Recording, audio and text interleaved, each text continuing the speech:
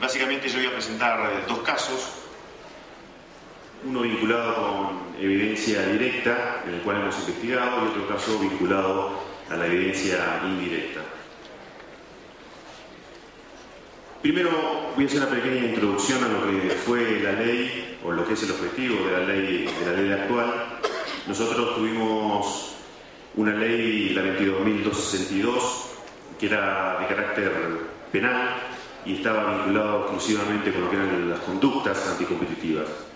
En el año 99, cuando se cambia la ley y pasa a ser la ley 25.156 la que rige el tema de competencia, se incorpora el control de fusiones y adquisiciones, el control previo de fusiones y adquisiciones. Por supuesto que hoy vamos a hablar de prácticas anticompetitivas, y en el artículo primero de la ley se establecen aquellas acciones que están contempladas en la ley como prácticas anticompetitivas, aquellas conductas que limiten o restrinjan o distorsionen la competencia o puedan constituir un abuso de posición de dominio de las compañías. Y esto, por supuesto, siempre vinculado al interés económico general, que es lo que la ley trata de preservar. Y nosotros, como funcionarios que implementamos, llevamos a cabo la regulación de dicha ley. Ahí lo comentaba, lo que penaliza la Ley de Defensa de la Competencia, las prácticas horizontales, en el artículo 1 y 2. En el artículo 2 define una serie de prácticas restrictivas a la competencia, entre las que, y las que nosotros vamos a ver como caso justamente, son las prácticas colusivas. Dentro de estas prácticas colusivas, de la cartelización, de la coordinación oligopólica, como un acuerdo, un convenio, ya sea explícito o implícito, hoy le diría más bien que encontrar en algún convenio explícito en temas de cartelización es muy difícil. Ya creo que, como diríamos nosotros, están todos avivados de este tipo de acuerdos, con lo cual es sumamente difícil tener evidencia directa sobre acuerdo de cartelización, aunque cada tanto encontramos alguno que todavía no aprendió. En virtud de estos convenios explícitos, básicamente las variables que nosotros contemplamos obviamente son los precios, la cantidad y las participaciones de mercado de estas empresas que están cartelizadas. En los dos casos representativos que vamos a ver, como les dije antes, uno de evidencia directa y el otro indirecta. El de directa es de oxígeno líquido, un tema de fines de los años 90, y el indirecto, que lo sancionamos o terminamos recientemente sancionando, del mercado de televisión por cable en una provincia del interior del país, que son Cablevisión y Multicanal los dos denunciados. Con respecto a oxígeno líquido, como les decía, esta fue una investigación que se inició de oficio. Nosotros tenemos dos maneras de actuar. Una es a través de las denuncias que nos puedan formular algún competidor que se vea agraviado por alguna conducta, perjudicado por alguna conducta anticompetitiva. Y la otra es la investigación de oficio, que hemos iniciado muchas. Tanto en conductas hacemos investigaciones de oficio como en concentraciones, ¿no? Si bien no vamos a ver el tema de concentraciones, nosotros también hemos analizado, a través de lo que nosotros denominamos diligencias preliminares, hemos analizado algunas concentraciones o tratamos de determinar si realmente existieron concentraciones que no han sido notificadas en la comisión. Dentro de oxígeno líquido, que es una investigación, como dije antes, iniciada de oficio, las denunciadas eran 4 compañías que tenían el 95% del mercado. Eran Praxair Argentina, AJA S.A., Indura y Air Liquid Argentina. En este acuerdo colusivo o esta denuncia tenía un periodo, una temporalidad del año 97 al año 2002.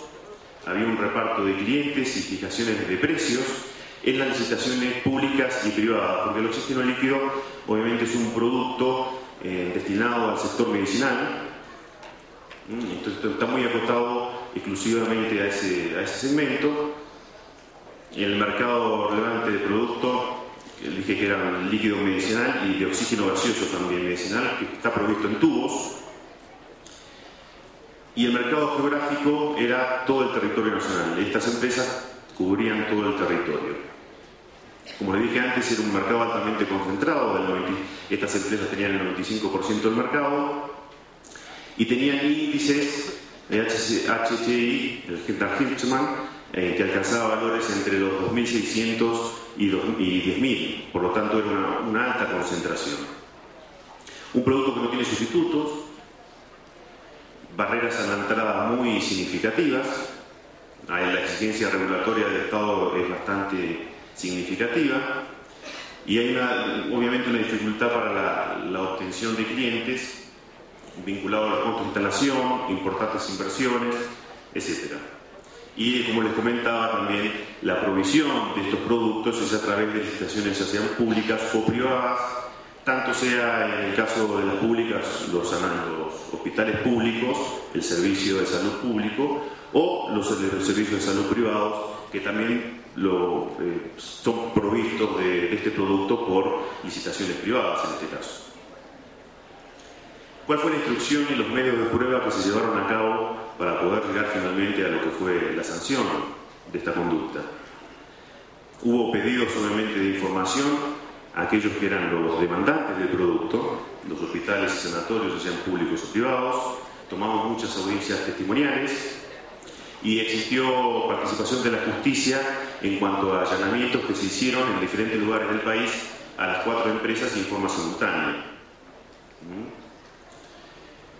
La información proporcionada por los establecimientos públicos y privados, que eran 63 establecimientos sanitarios, manifestaban que el 65% seguía teniendo un mismo proveedor.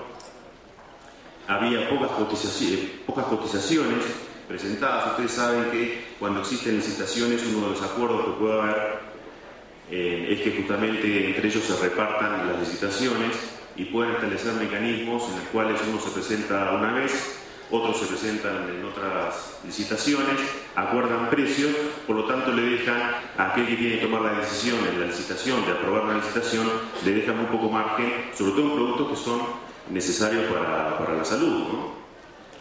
Y no tienen sustitutos. Dentro de las audiencias testimoniales que se hicieron a gerentes de compra de los hospitales y las clínicas, que de hecho son los gerentes de compras son los que hacen todo el proceso licitatorio, en definitiva, que definen los requerimientos en el proceso licitatorio. Lo que uno notaba o detectamos fue el comportamiento de las firmas en, por ejemplo, renuencia a cotizar, cotizaciones a valores muy altos y presentación con errores formales en las presentaciones de las licitaciones.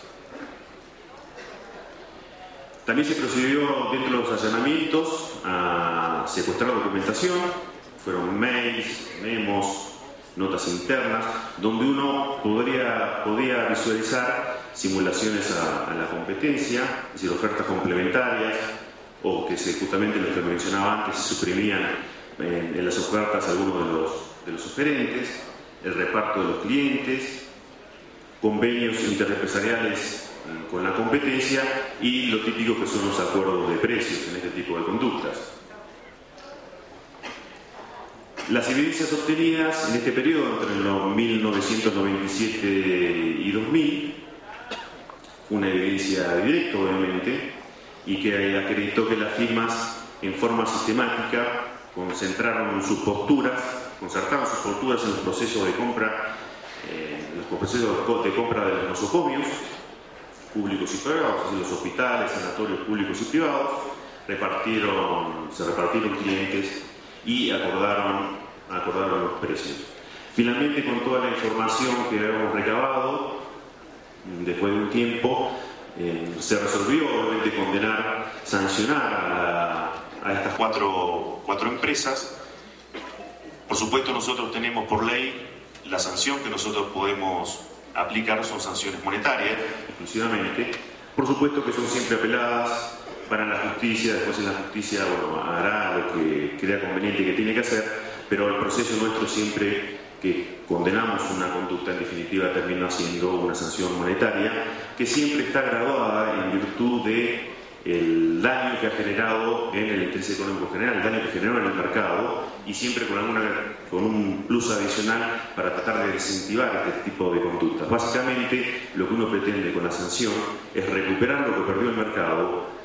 Por supuesto, va a cerca del Estado, esto no va a los perjudicados directamente, porque así está hecho el sistema, pero además de recuperar esa porción que se han quedado las empresas por las actitudes o conductas anticompetitivas, lo que se trata es de desincentivar este tipo de conductas y que el día de mañana no vuelvan a suceder. La multa que finalmente se aplicó en su totalidad, ahí están los montos parciales valoradas en dólares para que ustedes puedan tener una referencia, llegó a los 23 millones de dólares para estas empresas.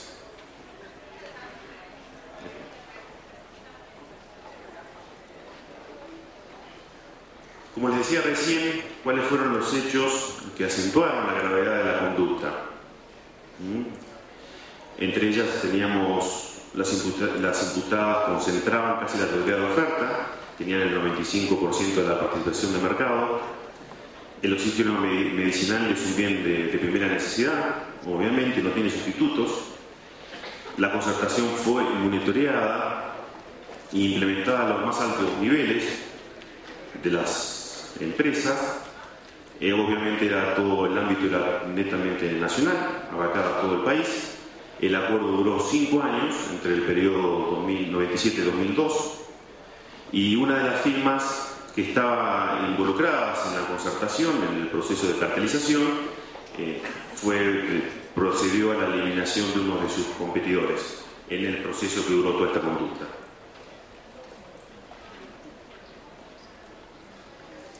Obviamente en esta etapa, a pesar del tiempo que ha pasado, hoy tenemos una instancia judicial. El caso está actualmente en la Corte Suprema a resolución, aunque las cámaras inferiores, la Cámara de Apelación, confirmó la sanción que nosotros habíamos impuesto en aquel momento. Este entonces es el caso de la evidencia directa que nosotros hemos analizado en el mercado de medicina, oxígeno líquido.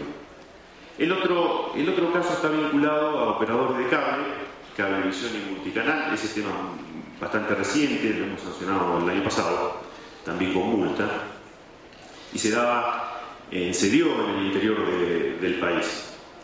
Existieron denunciantes que eran usuarios de televisión por cable en la ciudad de Paraná, en Entre Ríos, una provincia del litoral. Y las empresas denunciadas eran las que mencionaba recién, que eran Multicanal y Cablevisión, que son las dos grandes empresas que hoy están actuando en forma mancomunada, como una sola, y que mantienen operaciones en todo el país. Y justamente lo que se denunciaba era que estas empresas habían modificado intempestivamente las prestaciones contractuales. Básicamente las modificaciones en las grillas televisivas. Acá hay un pequeño mapa más que referencia a dónde están localizadas la ciudad de Paraná, en la provincia de Entre Ríos. La conducta, ¿cómo se origina? Antes de la sanción de la ley de la 25.156 en el año 99, estas empresas habían comprado Multicanal y Cablevisión, que eran competidoras en ese momento, habían comprado varias empresas de cable locales, pequeñas. Obviamente, como estas operaciones fueron anteriores a la ley, en el 99, cuando se sanciona la nueva ley, se impone la notificación de las operaciones de concentración. Hasta esa fecha nadie estaba obligado a notificar estas operaciones. Por lo tanto, estas empresas compraron, no notificaron porque no les correspondía, pero de todos modos la conducta analizada está vinculada justamente a la cartelización y al reparto de mercado. Bueno, una vez que se realizó la adquisición conjunta de los pequeños cable operadores de la ciudad de Paraná, la firma dividieron los activos. Y esta división justamente lleva a que queda dividida la oferta de televisión por cable en forma territorial prácticamente en un 50% para cada uno de los operadores Multicanal y Cablevisión, que habían hecho esas operaciones previas y de esta forma se habían repartido el mercado.